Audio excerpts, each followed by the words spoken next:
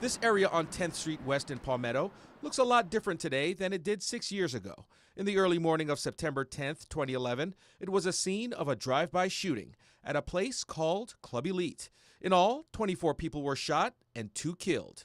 I got a call that one of my sons were injured, and by the time I got to the club, I realized it was my son laying down on the ground. And he was deceased by the time I got there. So. Football coach and community leader Lewis Goff lost a son that night. Although he thinks about his son from day to day, his first thought is with the people around him. I feel more for the community because no one has been captured, but basically I just don't feel like it'll bring my son back. The Club Elite shooting is one of a handful of unsolved cases Palmetto Police Department Detective Chad Euler is assigned to. For a city with a population of a little more than 12,000, he's it.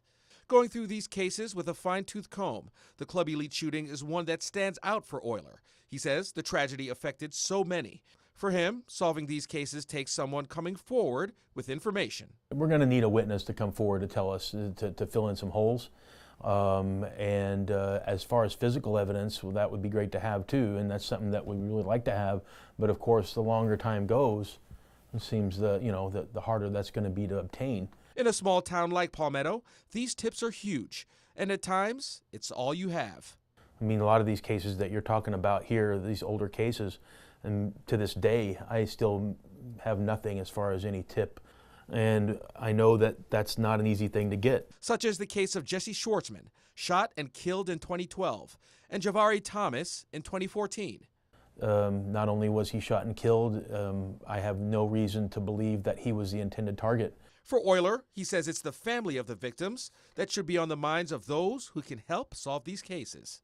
There's a family who lost somebody. Whatever discomfort or apprehension they have about doing that, this family over here is suffering far greater than they can imagine. As for Goff, he feels this case should not be considered cold, but unsolved for the time being. It was a well thought out plan, for as I'm concerned, what went down. I guess that's basically why it's so hard for them to actually come up with somebody who done it. Because I just feel very confident them guys are doing their job. So I mean, I feel better that way. But it's just one of those things. Sooner or later, it'll come out.